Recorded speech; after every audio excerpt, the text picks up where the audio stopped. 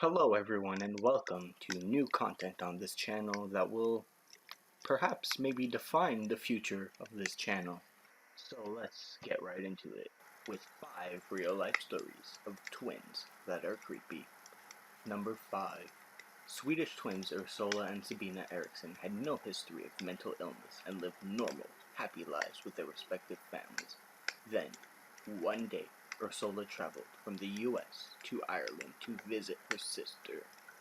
And what happened was a spree of violence and shared madness that resulted in several traffic accidents, one murder victim, and a whole bunch of baffled cops. Sabina and Ursula were in Ireland when, for unknown reasons, they hopped on a bus to London without telling anyone. The twins were apparently behaving like hooligans whose team had just lost. So the driver kicked them out in the middle of the highway and told them to walk it off. They did just that. They started walking in the middle of the highway, not giving a shit about the speeding cars. At this point, they ran into a group of officers who were being filmed for a cops-like show for the BBC. The camera captured every batshit insane moment that came after that. As the twins were detained by the cops and appeared calm, until Ursula sprinted onto the highway and ran directly into the wheels of a truck. The cops hadn't even had time to react. Seconds later, Sabina did the exact same thing and was struck by a car. The whole car just struck her thing. Sabina got up and attacked the officer. It took 6 people to contain her. Ursula was raging too, and probably would have done the same thing if, her leg hadn't been broken. Sabina calmed down and was behaving so normally that the cops released her the following day. This proved to be a huge mistake. Hours later, she murdered a man who offered her a place to stay and then launched herself from a 40-foot bridge. She survived, somehow, and was sentenced to 5 years in prison. Why only 5 years? Because lawyers had no trouble proving that she was crazy, as all fuck when all of this happened. But if Sabina was the crazy one, why did Ursula jump onto the highway too? Neither of them had traces of drugs or alcohol in their body. According to psychologists, one of the twins suffered from a form of temporary insanity, and the other was infected by her twin's madness. Their bond was so strong that when one lost their shit, the other did too. They have both since then been declared sane, but we're guessing they're not so big on family reunions anymore. Number 4. Twins separated at birth live parallel lives. Twins can be freaky, but we all understand why they're so disturbingly alike. Not only do they share the same DNA, but they also tend to grow up surrounded by the same people, playing with the same toys, and doing the same activities. They are most likely traumatized by the same cartoons and disappointed by the same birthday presents. It's when they don't do any of those things and still turn out exactly the same that you should be freaked out. Take Ohio resident James Edward Lewis, who married a woman named Linda but divorced her and married a woman named Betty, with whom he had a son named James Allen. Lewis had been adopted as a baby, and when he was in his late 30s, he tracked down and met for the very first time his twin brother, James Arthur Springer, who married a woman named Linda but divorced her and married a woman named Betty, with whom he had a son named James Allen. The story was first reported by the press in 1979. James and James were contacted by psychologist Thomas Bouchard, who wanted to study how similar twins can be despite growing up apart. It turns out the twins had even more similarities. They both had dogs named Toy as kids. They both liked math and carpentry in school but hated spelling. They both had jobs in law enforcement, Springer as a deputy sheriff and Lewis as a security guard. They both got headaches at the same time of day. They both had the weirdest reunion conversation ever after meeting a long-lost brother. This sounds like complete bullshit, but it isn't the only case of its type. Even when twins are raised under radically different circumstances, they still end up having a lot in common. Case in point, Oscar Storer and Jack Youth were also separated as babies. Only this was in Europe and in the 1930s. Storer grew up in Germany and joined the Hitler Youth. Youth was raised as a Jew, and moved to Israel. One drew swastikas in his notebooks, the other wore a yarmulke. And yet, despite being as different as two human beings can be, when they met in their 50s, they found that they spoke alike, liked the same foods, and shared oddly specific habits like wearing rubber bands on their wrists or flushing the toilet before using it. Experts think this isn't so weird. Storer and Youth are genetically identical, so it's normal that they should react the same way when exposed to the same everyday experiences. Foods, rubber bands, toilets, the fact that one was Jewish and the other a former Hitler fan is irrelevant genetically speaking. Number 3. One twin does the crime, and the other one does the time. In 1993, police arrested Ronald Anderson for assaulting his estranged wife. The only problem was that Ronald had already been arrested for the same crime days earlier, and records showed that he was currently serving his 6-month sentence in prison. They checked, and he was still there. Before the time travel division could be called to untangle the apparent paradox, though a friend of the wife puncher cleared everything up. Ronald had a twin named Donald who had a habit of going to jail for his brother's crimes. He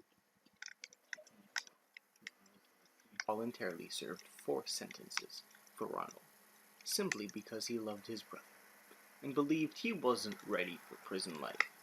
It all started in the 70s when Ronald signed up for the army and went through months of training, only to decide at the last minute that he didn't want to be shipped off to Korea to serve as a helicopter mechanic. Ronald said, "What the heck, I'll go for you." He'd fixed a few cars in his neighborhood, so how hard could a helicopter be? Since no one caught them, chief in Korea. The twins kept pulling the old switcheroo every time with the law himself, and insisted that his bro was too soft and delicate to spend time in prison, despite was a violent criminal. He threatened to murder his wife.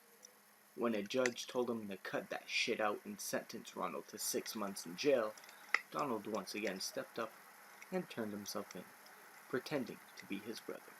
Apparently they didn't bother to check his fingerprints, because they didn't know he had a twin. Never mind one stupid enough to take his place. Prison-loving ass, Ronald got himself arrested 5 days later for attempted murder, battery, and robbery, and was sentenced to 14 years inside, in addition to the 6 months he tried to skip. Investigators worked on the thesis that the twins had planned everything to give Ronald an Archibald alibi to murder his wife, but eventually realized that it was a case of extreme brotherly love. Meanwhile, Donald still maintains that he would love to serve the jail time for his brothers if he... Number 2. Twin brothers marry twins.